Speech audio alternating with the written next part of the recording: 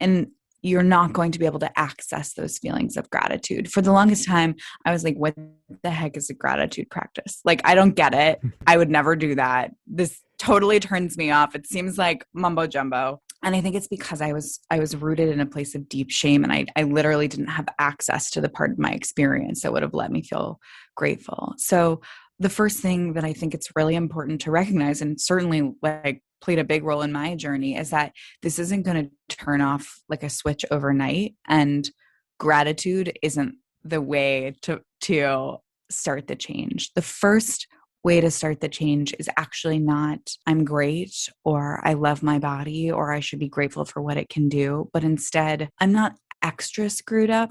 I'm just regular screwed up. I can look around me and I can see that this experience that I'm having isn't unique to me. I'm not uniquely bad. This is a struggle that people are having all the time, all over the world. Like, if you are a person out there that is struggling with your relationship to food, with your relationship to your body, with what you look like, with your habits, like, you're normal. Thank you from my heart, from the bottom of my heart.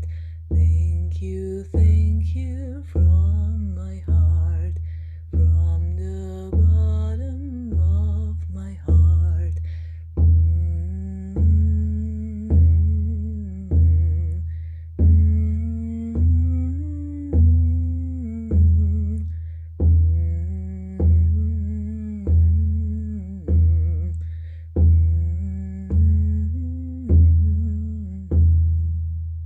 Welcome to the Gratitude Podcast on www.georgianbenta.com, where you'll hear a new story each week that will inspire more gratitude in your own life. Our mission is to inspire 100,000 people to discover how to feel gratitude and live a happy life through the amazing life stories of our successful guests and their actionable tips.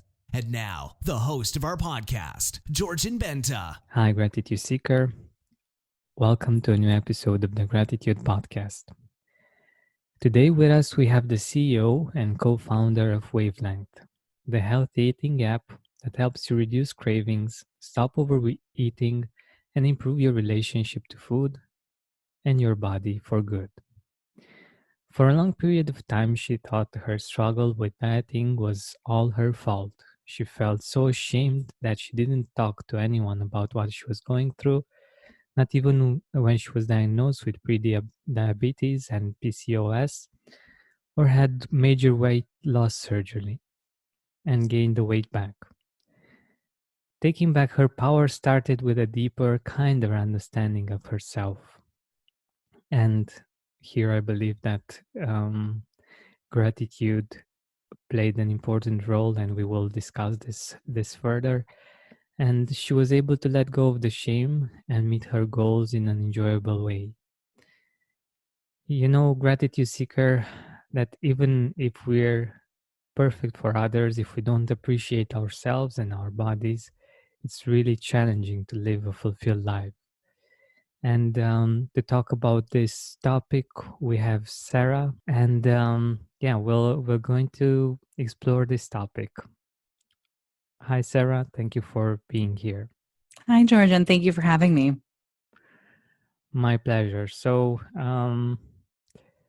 firstly, let us know a little bit more about you, about your background. Yeah. So, I mean, thank you for that great introduction. As you mentioned, I really started struggling with eating and weight and my body and my health at a pretty young age. I was diagnosed with prediabetes at 15, polycystic ovary syndrome, which, if you don't know, it's like it's often goes hand in hand with prediabetes and insulin resistance. It's a hormonal imbalance. And then my junior year of high school, so for those non-US folks, I was between the ages of 16 and 17. I gained about 150 pounds, and it was awful. I mean, I probably don't have to explain to folks, like, going through that at such a difficult and tender age already just instilled in me the strongest sense of shame about my habits, about what I looked like, about what my body was capable of. And I was really willing to go to very extreme measures to correct this problem, culminating in having weight loss surgery, which is a major surgery with lasting implications. But because I had this sort of underlying dysfunction in my relationship with food, I gained all the weight back after I had the surgery. I lost almost 100 pounds, and then I gained it all back. And my constant companion on this journey was just this deep sense of self-loathing, that there was some failing of character that kept me from being able to just like eat in moderation, which was the advice that I was getting from everyone around me. From, doctors telling me to go on Weight Watchers and not understanding why I couldn't stick to it. I think my friends were sympathetic, but they did not understand what was happening to me. And then no voice was louder than my own in my mind of like, why can't I just be normal about this? Why can't I just eat in the way that I know I should eat? And the emotional agony of that experience, to be honest with you, like kind of masks my memory of the physical experience, because I just was in this cage that I couldn't even really see out of. But my mother, who has a similar journey with her health and her weight, she's a scientist. She's got quite a few advanced degrees, a PhD, and one of her master's degrees is in nutrition science. And we were both kind of going through this together. Obviously, she's significantly older than I am, but she started to ask some questions like, okay, I'm not a person that struggles with self-discipline or willpower in other aspects of my life.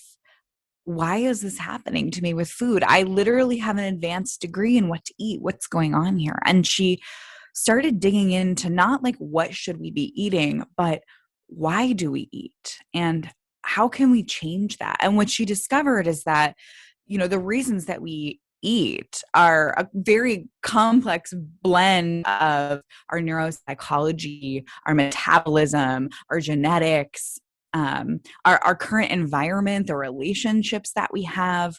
And she really found that what was needed wasn't this like hard line approach to what to eat and when to eat and how much to eat, but instead you've really got to kind of heal the underlying causes of eating, whether it's from a metabolic perspective, or from an emotional one.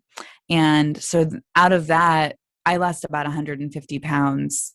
Gosh, Whoa. it's been about 12 years ago. My mom lost 170 pounds around the same time frame. And that's really what Wavelength grew out of, was this understanding that it's not as simple as what we eat, and that if you want to make a major change, it's got to start with self-compassion, and it's got to look at the psychosocial neuro components of why and what we eat. Exactly. And I think the most important part about this is that it takes you into consideration and where you are and where you come from, instead of just having a one size fit all diet or something like this. And yeah, I think it's very important to look at the deeper aspects of why we have some habits, why do we do some things, and why we keep on doing those things. And I'm really curious how you actually manage to let go of the shame. I think it's something really interesting. So the way I see it, at least, it's like, okay, I'm doing something that's not good for my body, and at first I don't realize that I'm doing it. Afterwards, people might tell me, or I might realize at some point, but I still can't help myself. I'm still doing it, and I think, at least in part, that's how shame gets to be built up, right? Yeah. Yeah, absolutely. So unlearning shame, I think we actually go about this all wrong in our culture, because we try to unlearn shame by practicing gratitude. But in my experience, that doesn't work. Because shame and gratitude can't coexist. You can look in the mirror and say affirmations. You can try to respect your body. You can intellectualize this process all day long. And at the end of the day, you're going to be left with this experience of shame. And you're not going to be able to access those feelings of gratitude. For the longest time, I was like, what the heck is a gratitude practice? Like, I don't get it. I would never do that. This totally turns me off. It seems like mumbo jumbo. And I think it's because I was rooted in a place of deep shame, and I literally didn't have access to the part of my experience that would have let me feel grateful. So the first thing that I think it's really important to recognize, and certainly like played a big role in my journey, is that this isn't going to turn off like a switch overnight, and gratitude isn't the way to start the change. The first way to start the change is actually not I'm great, or I love my body, or I should be grateful for what it can do. But instead, am I allowed to curse on this podcast? Not we don't usually do No. that, but Okay. You can cut that part out. Okay. But I'm not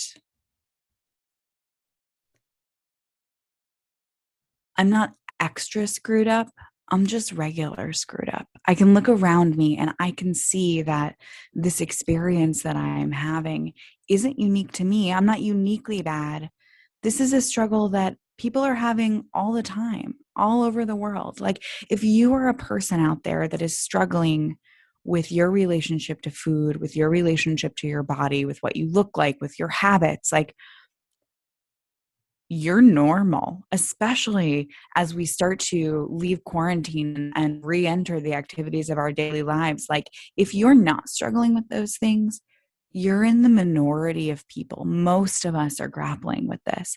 And once you can kind of start to accept that, like, I'm not extra bad, I'm just normal, and practice with that for a while, you can really start to feel the shame unwind. And then as the shame starts to unwind, little bursts of gratitude can come through, and you can think like, wow, maybe I do look kind of good today. Or even just like connect to the pleasure of an experience in a new way, which is really how I experience gratitude.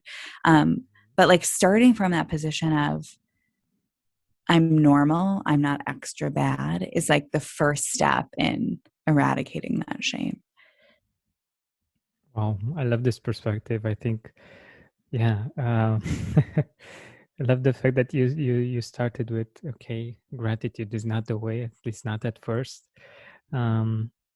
And yeah, I think having this perspective, knowing that it's normal, knowing that other people are going through the same kind of experience, like I said in the beginning, even if we are perfect for others, if we don't see it, we're still struggling. And I've seen this, and I've talked with people on the podcast and off the podcast that for me they were like perfect, and still they didn't feel good about themselves at one point, at least, and it took some work to get them to appreciate themselves and their bodies.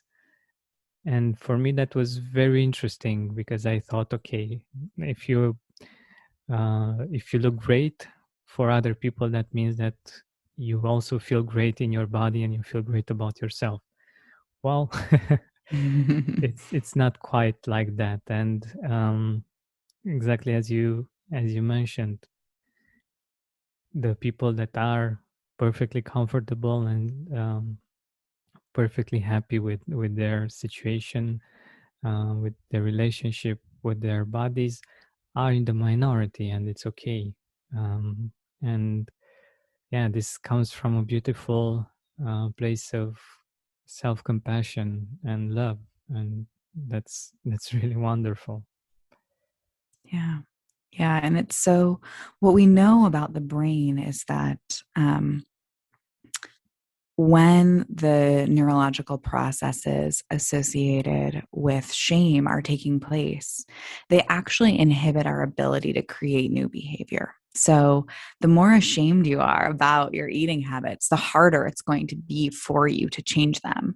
And so, when you're trying to approach any habit change, but certainly a habit change, or even in a situation where the habit change is too small, and if you're grappling with an addiction, um, it's not just a nice idea that self-acceptance and self-compassion has to be the first step. It's a biological imperative. If we Mm. cannot forgive ourselves, we really will struggle to move through it. And on an experiential level, you can really like feel this happening when the answer for why we do something, why do I overeat, why do I have this addiction, why can't I stop smoking, is rooted in shame. It really stifles curiosity. And so you hear this play out, like, why can't I stop eating? Why did I eat that entire pan of brownies? Well, because I suck, because I'm like a weak person. There's no room for further exploration there. But if you can flip that switch and say, I'm just a person operating under the conditions that all people are operating under. Why did I eat that pan of brownies? Then you might actually get an answer. Well, I had a really stressful day at work and they were there. Or actually, this happens every time I'm exposed to huge quantities of sugar. And it's really not about the quality of your being. It's just about biology and sort of circumstance. And when you can start to tease that apart, you can start to change it. But shame really blocks our ability to see what's going on, because the answer to every question, every time we ask why, is just because I'm bad. Yeah, that that's such a great point. It's actually the way we speak with ourselves and the questions that we ask and the way we direct the focus of our brain. And like you said, it has great power, but if we direct it towards, okay, why am I doing these things? It can give you answers, but it doesn't give you answers that are actually going to help you. Right, exactly. So yeah, I love this perspective, and I think it's incredibly powerful to start with that, right? To start to ask different questions in those situations. And I was wondering, okay, what our audience might be thinking. Okay, I'm more accepting of my behaviors, of my eating habits, but I am being hard on myself so that I won't do that again. If I'm too easy with myself, then it means that I will continue the habit, you know? Yeah.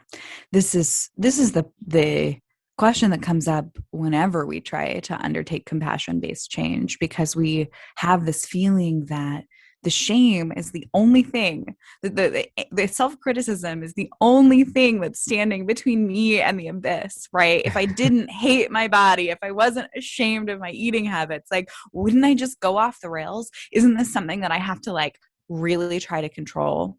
And like, those ideas are not going to go away overnight. We talk about guardrails and wavelength, and this is certainly like my experience. I was not ready to let go of my perceived guardrails at the jump. And so like, if you're a person that counts and tracks your food, if you're a person that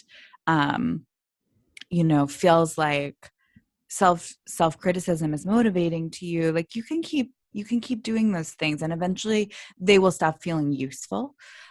But the truth of the matter is that you've had this narrative your entire life. Like, the first question I always ask is, well, how's it worked out so far? Like, is that self-criticism actually getting you where you want to go? And I've never heard yes. I've never heard, yeah, it's totally working.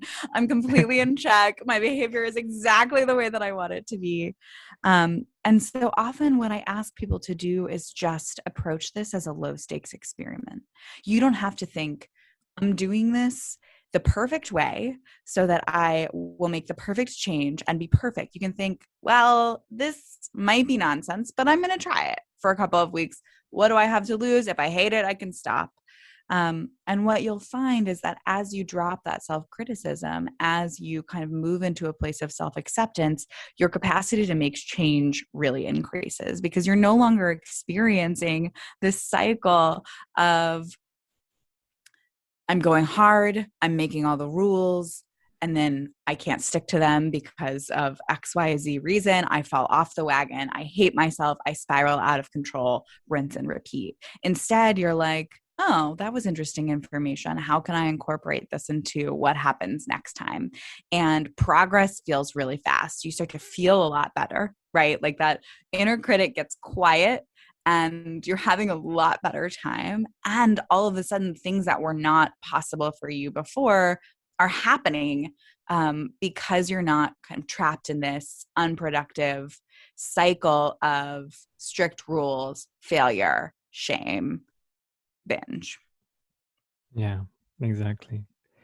And I think we owe it to ourselves to at least try it, to at least see what happens, to test it out, because this will stay with us if we're not open to just being playful and try it. This will stay with us for all of our lives. So we won't be missing something if we give it a go for a while, and it can lead to a different kind of life because the things that are happening inside of us actually make us see our life in a certain way. So I believe that's quite important. And on this note, I am very curious on how was your experience with gratitude after you managed to overcome this part, to let go of the shame. Yeah, it was a long, slow journey for me because what I found was that my shame didn't like let go all at once. It let go in different places at different times, and then it would rear its head again because it's like anything. We learn it over time, and it takes time to unlearn it. It's a habit. And I had to get to a place where I wasn't in shame most of the time before that gratitude could start to creep in. And it took me, I actually really remember the very first time I experienced it and realized that what I was experiencing was gratitude. And it didn't sound like, thank you for this, thank you for that. I was on a run in the woods, and all of a sudden I was like, oh my gosh, trees. Like, what is happening here? Look at these trees. It's so crazy that I'm here. I'm alive. These trees are here. They're alive. In all of history, in all of the universe, this is happening right now. And I just had this, like, I felt like this mundane activity. I was not looking for it. And gratitude showed up for me in the biggest way. And I realized that for me, gratitude isn't going to sound like thank you. And maybe it will be eventually. Maybe that's later in my journey. But for me, gratitude sounds like, wow. I can't believe I get to experience this. And one thing that I think really gets missed in the way that we talk about health and wellness right now, although it has been present at other points in history, is how important pleasure is for health. And for me, all of a sudden, I was like, wow, food. Wow, bodies. This is amazing. The improbability of it all is spectacular. Um, and that's how it shows up for me now. And I think if you're a person that struggles with gratitude and you're like me and thank you isn't hitting home, look for wow. Because that once I realized that I was experiencing gratitude, a whole world of things to be grateful for opened up to me. Yeah. That's amazing. I always love when people are creative and somehow out of the box with this. It's even in the gratitude journals, it's not a must to do it in the way most people do it. I'm grateful for or something like this. It can be like you just shared with us that moment in the woods. Even if you didn't say thank you, it's clear for all of us that it was gratitude and that you were grateful for that. And I love this example, and I think it's so powerful because we get to experience gratitude, and it doesn't have to be in a certain way, and that's the beauty of it. And when you mention wow food, I was thinking, um, actually feeling how my body feels when I'm thinking about the food and I'm thinking wow food, that it's flowing like inside of my body. It's a flow. When I'm thinking about shame, I'm feeling like it's stuck somehow. Mm-hmm. You know, I don't know if it makes sense. It makes perfect sense to me. And I think my experience mirrors that too. The shame feels closed down. And when I think wow or thank you, I still, you know what, honestly, even saying it now, I can't really access thank you. I think probably this will come later as my practice develops, but I just feel it move through my body and I feel very connected to you and this conversation and everything. And I want to flag that, like,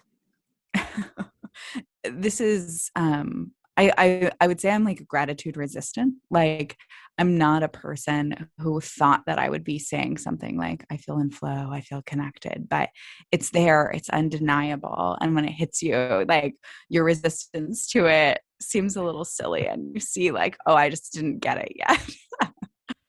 Yeah, exactly. Once you experience it, it makes so much sense, and you feel it in your body, you experience it, and yeah, it's something different. And yeah, it's one of the reasons why I started the podcast, because I wanted to help as many people to experience the sense of gratitude, the sense of flow, because it's really something amazing that we have access to, and that actually makes our life much easier and much more fulfilled. So yeah, I really love your perspective on this, and I think it's really nice to have it so simple and to not complicate it with certain words or so, but just let it be somehow, and um,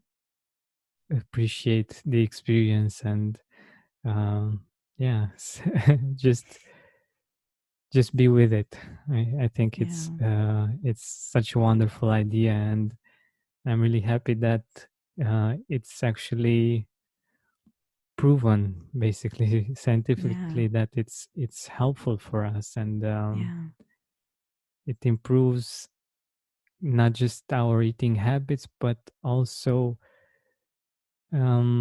what we appreciate about ourselves. And on this note, I'm really curious if you want to share with us like a story when you felt like something like, whoa, Sarah, looking in the mirror or something. You know, I think that one thing that's been great about this journey is that, like, what I started thinking about as body shame, I realized was actually like something different going on as I moved through. That my sense of self-worth was connected to what I looked like because I didn't have like a core sense of who I was, or um, my value is just like a being that exists. I couldn't connect to those ideas at all. Um, and so for me, the journey has really been about like recentering my sense of self-worth. And so now I rarely have profound moments that are connected to what I look like. Like, I'm able to see that my body and what I look like is part of my diverse experience. And there's going to be some things I don't like about it, and there's going to be some things that I do like about it. But it's just like one thing among many things that make up who I am. The most profound, and it really, the journey really started with me in trying to like get out from under this body shame, but it became this much more whole being experience. And so when I think like, well, what's a moment where I feel really grateful for being myself? It's not about what I look like. It's this, I used to feel really trapped under resentments about how much I do for other people. And part of this journey for gratitude has become like, wow, I'm really good at helping people. I see what people need and I can give it to them. And it's fun for me. I can enjoy it. I don't have to feel put upon. It can feel like this great gift that I can just go around offering people. And so I think when you asked me that question of like a moment where I felt, wow, it's great to be Sarah, it's like I'm really good at giving presents. And like I recently gave my friend a gift that just delighted the heck out of him. And I felt it. I was like, I'm so glad that I have this ability to see what people need and what they want and how to make them have a good time. And so that's been a really profound shift for me. I love it. And I love the fact that you're so aware of yourself and also so aware of the depth of the question and what it actually means. And yes, we are our bodies, but we are so much more as well, and we have so many things to appreciate about ourselves. And I just love how much you're able to appreciate this gift of giving great gifts. And yeah, I think it's something so important for us to take the time to find these kinds of things that we appreciate about ourselves and share them with the world, because it's such a different energy as well. Like, instead of that feeling of resentment, feeling joyful and grateful for your ability.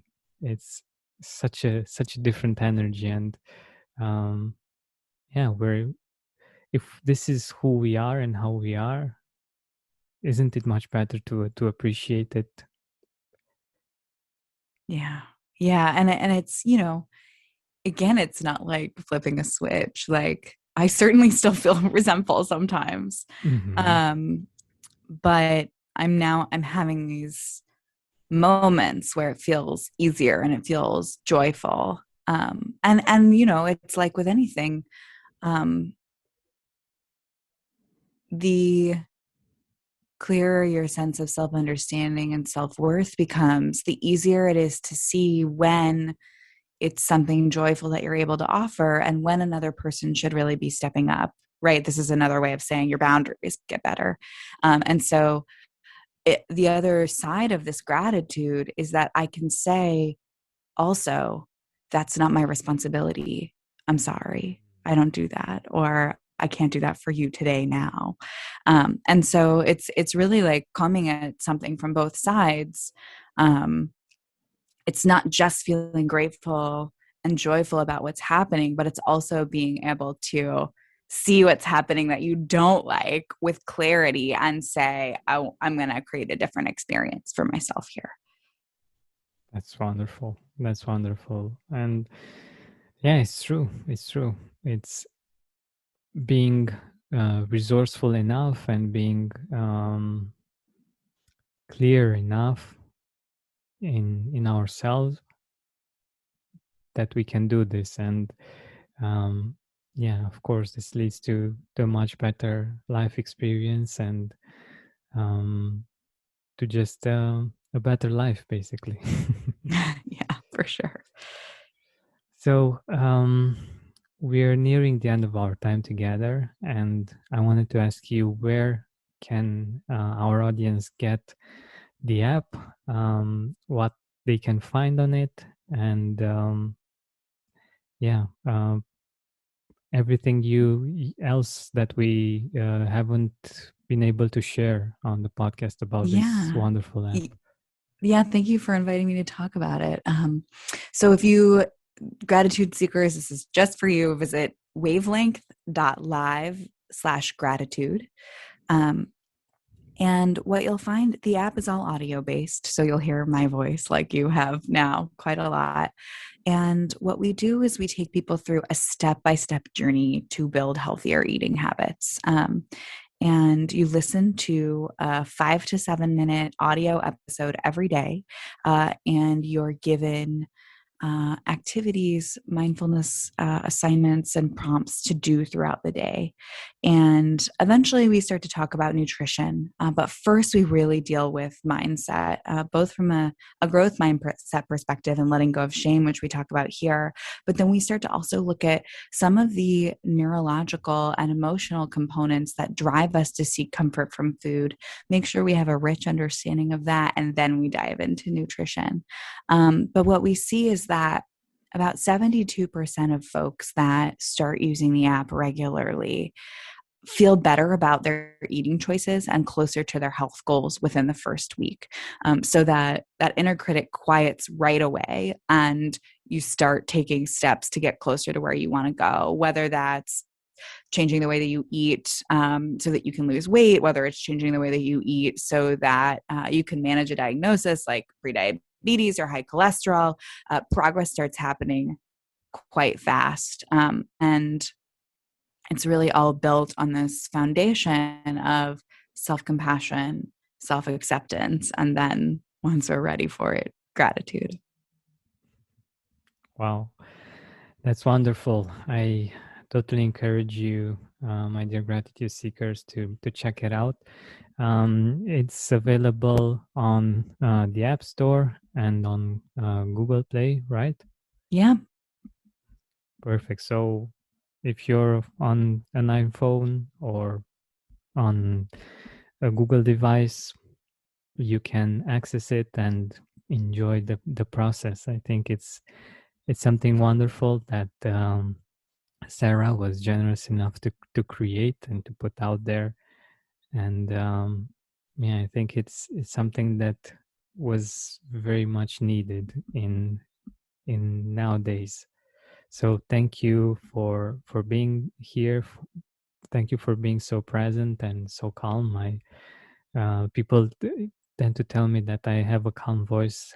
I think I've got to meet someone that has a very similar vibe in her voice. So it's funny that you should say that, because I think I don't consider myself a calm person. I think I'm pretty energetic, but this is not the first time I've gotten that feedback. So we can't always see ourselves perfectly. Exactly. But that's what I heard, and I'm sure that our listeners have heard this as well. And yeah, thank you for the work that you're doing. And gratitude seekers, check out Wavelength. I'll have the link in the description so that it's easier for you to access it and enjoy this experience. So, Sarah, thank you once again for being here with us. Thanks so much for having me, Georgian.